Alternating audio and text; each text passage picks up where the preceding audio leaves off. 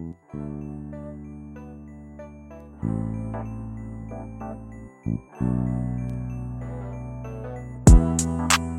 to be a hustler. I used to be a runner. Came from the gutter. Now we be on that struggle. Used to be in a life full of crime. I gotta hustle and do whatever it takes to survive up in the jungle. Talking rock bottom from the gutter. I used to get in trouble, but now I'm beyond the struggle. Hey everybody, this is Mark with Beyond the Struggle. I am here this evening with Erin. Erin has came to share her story with us. Hi. So what I want to do with you, Erin, is I wanted to go and have you share your story and go back to the earliest memory that you can remember, either when it was good or when it was bad. It don't really matter to me. Your earliest memories of usually most people start when it got jacked up, when I got fucked up, you know what I mean? Things were bad, but you can also start with something that was good. I don't have that's how it works. Okay. So I lived with my grandparents from the time I can remember until I was about 7. My mom was out getting high and stuff, so she didn't want to take me with her.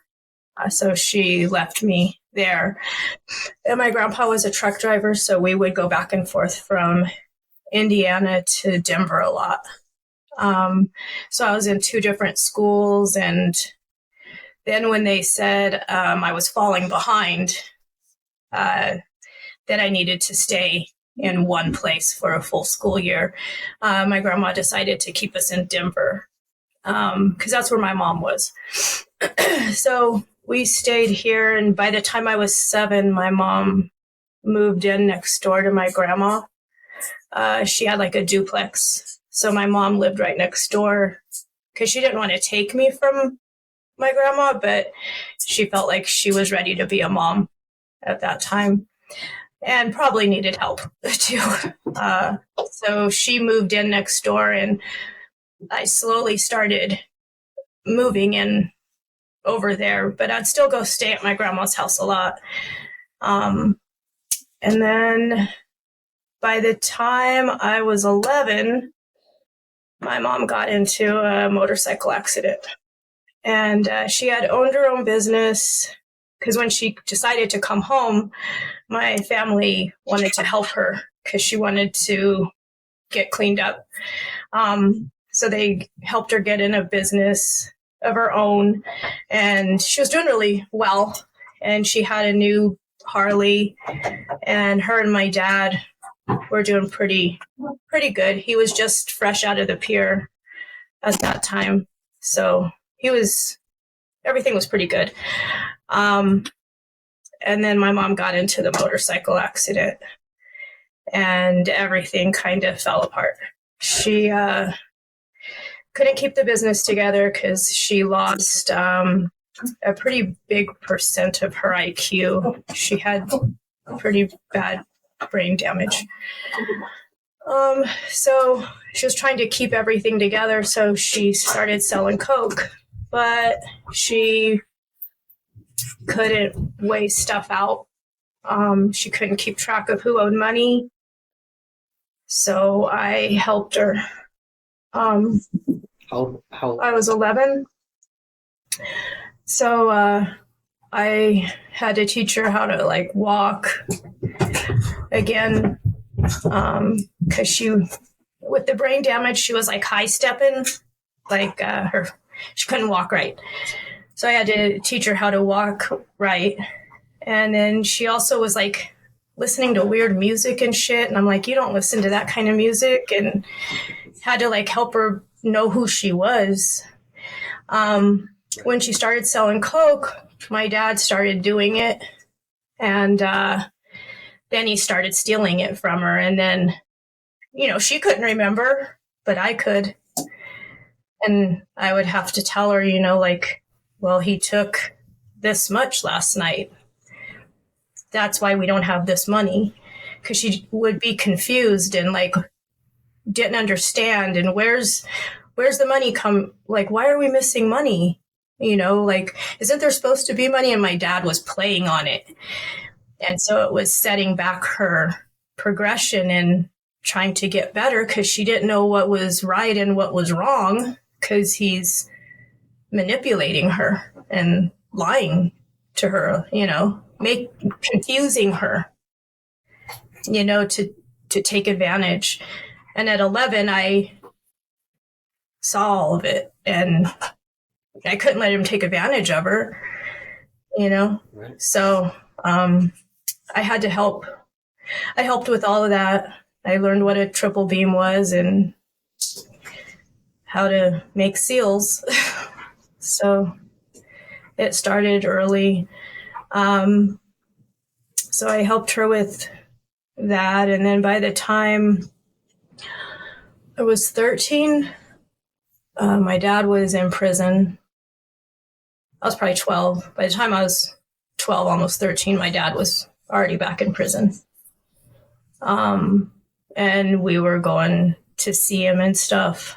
And my mom was taking him shit. But not the day I would go.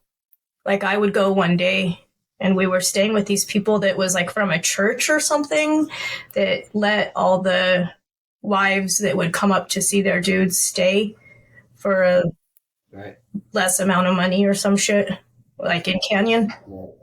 So we were staying with them, and then I got sick of going. So then my mom let me start staying at home by myself. And then I started having friends over and started drinking and stuff while my mom was gone. But it wasn't like I couldn't, like my mom still was okay with whatever I wanted to do. She knew it was probably a bad thing, but, she knew that I was in control of myself, and I'd been making decisions for us for years at that point. Right. So I started getting high by the time I was 14. I was selling acid by the time I was 14, I think. So I was selling 100 lots at school and making pretty good money. And then from there, my boyfriend at the time was doing heroin, and his dad and my mom were best friends. And my mom and dad are both heroin addicts. So at that time. Yeah, at that time. Okay. So, but my dad was still in jail, and I had met a guy, and I introduced this other guy, his friend, to my mom, but I was trying to hook him up with my foster sister, Bambi. That didn't work. He got together with my mom. So, yeah. So he moved in with us. And then everyone was doing heroin but me. And I kind of thought, well, I guess, that's what all the adults do. And if everyone's doing it, well, I want to see why they're doing it. So I tried it. I had tried speed before that, but I didn't really like it that much. So it wasn't something I did all the time. It wasn't all that to me. But the heroin ended up being a really big problem for me for a lot of my life. So you're about, let's say, you're about 15, you said? 14, 15? Yeah, by the time I was 16, I was shooting it and was strung out. And then my mom was like, you can't be strung out.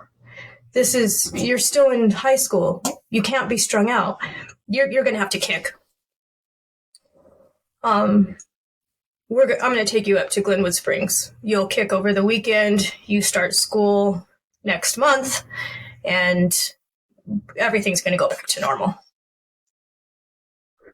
And I was like, okay. So we got on a train. My mom searched all my stuff,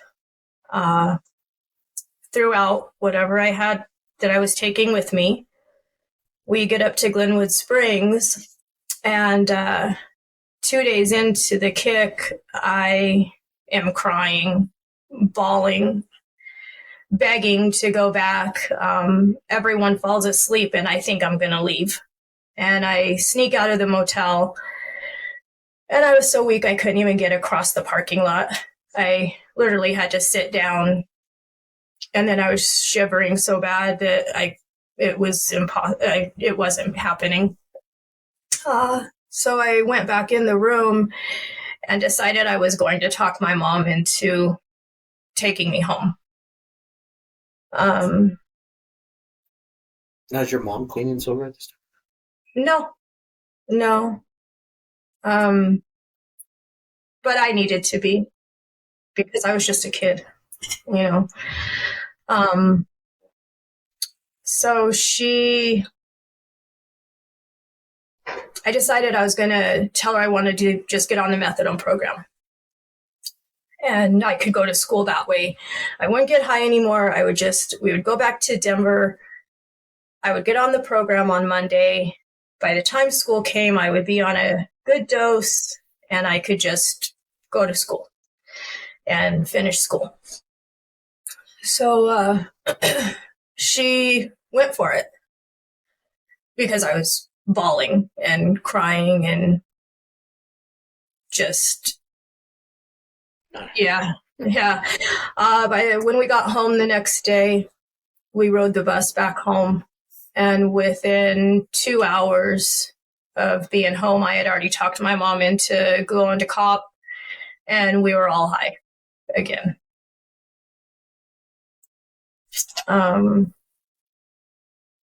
Once my mom had found out I was getting high, she started getting high with me. We were at McDonald's down on Jewel and Federal when she found out I was shooting dope. I went to grab the tray at McDonald's, and she saw my arms, and she saw the track marks down my arms, and because it was summertime. And right there in McDonald's, "Are you shooting dope?" No. No. Who did? The guy looked at me like, "Well, are you?" You know, like I just left the tray and ran out. My mom ran out after me, telling me, "You're going to fucking listen to me. Are you fucking doing this?" As she's chasing me around the car, I'm like, she's going to kill me. She's going to kick my fucking ass right here in McDonald's. But instead, we were copping. Like, Frankie was outside meeting the Connect, and I was inside getting his food because we were all copping. And I guess my mom thought I was just snorting it still, but I hadn't been snorting it in a while. And then she kind of realized how serious it had gotten, and that's when she decided I couldn't do it anymore. But then I talked her into just letting me get on the program. I got on the program and never stopped getting high. But I was on the program too. So then I had a double habit for like 9 years.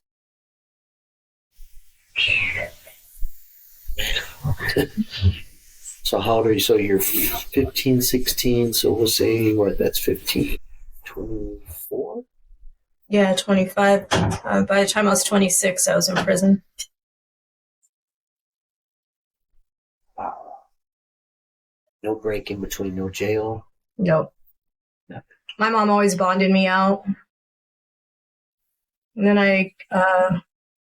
when I was 21, I copped my first case, and my mom bonded me out, and I got on probation and started going to school. I had a 4.0.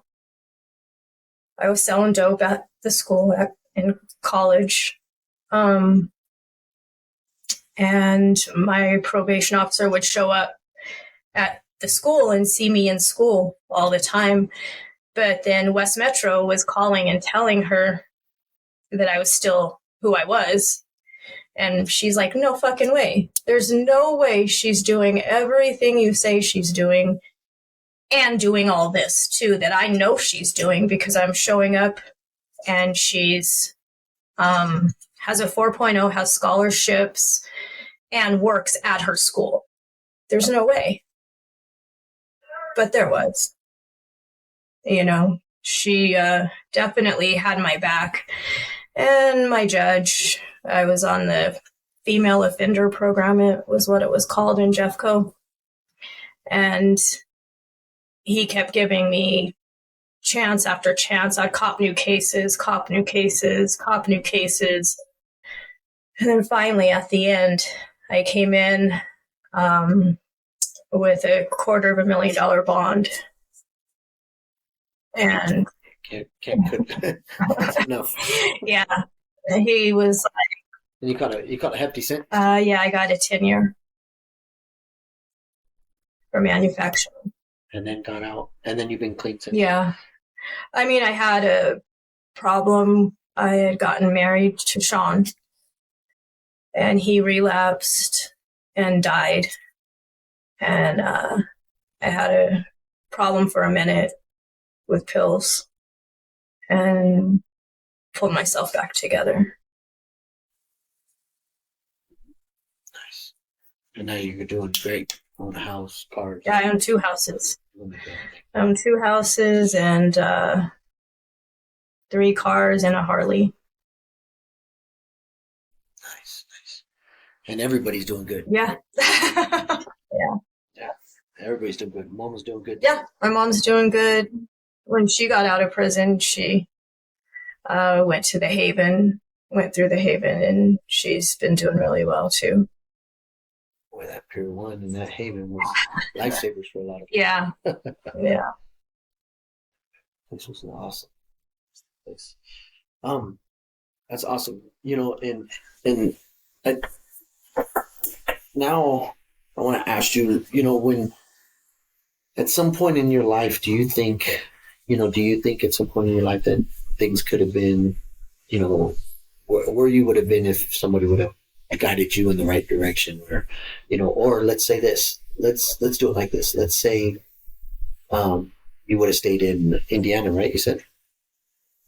Let's flip the script and say, what do you think? You know, if somebody would have said, hell no, instead of keeping you with your mama, it would have been like, no, we're gonna stay over here. You know what I mean? I think it would have been a whole different story. You think you would have? Oh no, it would have been a different story. I mean, I hate to say this. I don't want to put anything off on my mom because I'm a grown woman. I can make my own decisions. But if my mom wouldn't have been getting high, I wouldn't have been getting high. My mom doesn't smoke cigarettes and I don't smoke cigarettes. I've never smoked a cigarette. I've never even had it once in my mouth. And I think that it was basically leading by example type of thing. Not that I was trying to be my mom or anything, but it was just acceptable. Like getting high was acceptable. It comes down to the thing that they taught us. You're only good as the company you're keeping. You hang around a barbershop, you won't get a haircut. Yeah. It don't matter with friends or family. Yeah. That's just the logistics about it. It's there, you're gonna do it at some point. Yeah, by the time I was 12, there was people OD'd in our front room, and I was keeping people alive. You know, it was normal. It was all just normal. Every day. Yeah. Yeah. Yeah, I can imagine there's plenty of stuff in between there. Yeah. Yeah, some crazy stories. Well, I appreciate that, Erin. I really appreciate your story. These are awesome, you know, to see you where you're at in your life. Like I told you, you know, you guys are doing great. You guys are killing the game and doing it right, you know. Proud of you as well. And, you know, the thing is these people need to understand that what we're doing out here is we're letting these people know that, you know, from the most screwed up lifestyle that we could possibly come from, you know, that there is hope to come out of it, and there's light at the tunnel. Well, I won't say at the end of the tunnel because we're still running down this tunnel. Yeah. And we'll probably be running down this tunnel for the rest of our lives. It is definitely a disease that you live with forever. Yeah. I mean, I had everything stacked against me. Like, everything stacked against me.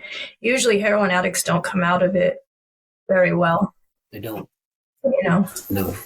And I have an interview on there that it'd probably be cool for you to watch. I have a guy, his name is Jesse, and he was a heroin addict as well.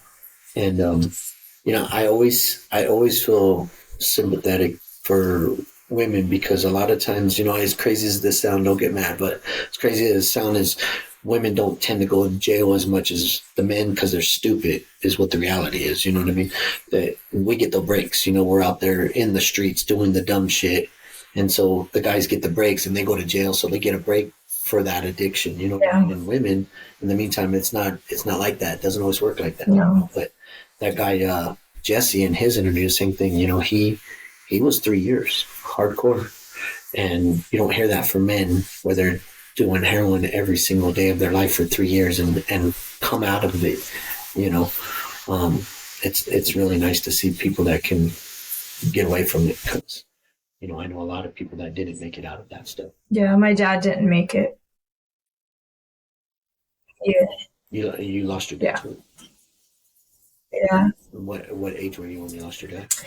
It was in 2013, January of 2013, New Year's Eve. My dad died that night. From an overdose? Yeah. He was getting clean because his parole officer had enough of his dirty UAs. So he was going to get clean, and he had been kicking for a couple of days. And something happened. The story I got was he took all kinds of medication and then double dosed his medication and OD'd that way. But yeah, in 2013, I got a call, New Year's Day, that my dad. Were you still active in his life? I mean, seeing him and stuff Yeah. like that? Yeah. Sorry to hear that. Yeah, we had, when we got out of prison together, we had made a deal. My dad said, all right, well, if you get high, I'll get high. If I get high, you get high. So we'll keep each other clean. And I was like, bet. And then he started getting high, and I was like, I'm not going to get high. I mean, I'm not judging you. I love you. If that's what you want to do now, then do what you need to do. I'm not going to not. I still have to have distance. Like he wanted to move in together, and I wouldn't move in with him because I knew he wasn't where I was. And if he had a bad day, what if I had a bad day? I can't have a bad day. My son, I'm the only thing he has, Right. I can't have a bad day. When did you have how old is your son? My son's 30. Now. All right.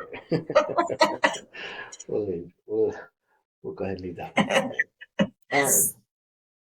Understood. But your son is successful and never messed around. We'll just go ahead and clarify that. Right, yeah. I broke the cycle. Awesome. Does not have addiction. Bless your heart for real. Yeah.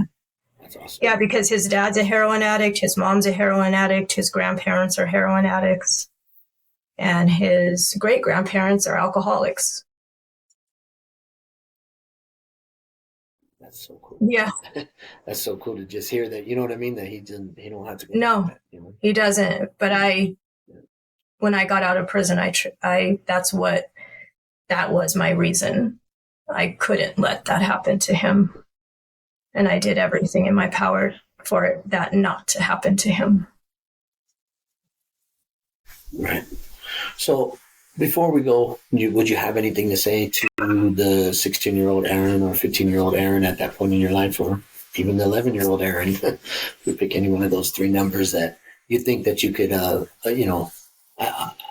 I know that sometimes in your life, like for myself, I don't think that anybody could have told me something that would have changed my mind, because when I was on one, I was on one. You know what I mean? And hearing your story and knowing where you're at and the kind of person you are, as far as, loyalty and stuff like that, especially being a family person like that, I don't know what would have changed your life, but I would love to hear it though. Um, If you want something different, you can have something different and still love your family. It doesn't have to be either or, but you do have to have boundaries. And it's okay to have boundaries. It doesn't mean you don't love them. And it doesn't mean that they won't love you. right. Well, I really dig it. I'm gonna let you go on All right. that. I appreciate it. What I would like to do is, like I told Tika, I would love to touch base if you want to do this again, maybe at the end of the year, and let's talk about your sobriety years. Because you have a handful of years behind you now as well, and I want the people to know that sometimes, it isn't always peaches and cream, or what they say, pink clouds and blue clouds and all that stuff. Stuff happens to people that are going through it. You know what I'm saying? So, and we can still maintain. Yeah, We're allowed to keep pushing. you are. So I really appreciate you, Erin, so much. I'm going to end this video and get this edited up for everybody to watch. And I'll let you know, of course, when we put it. All right. Thanks.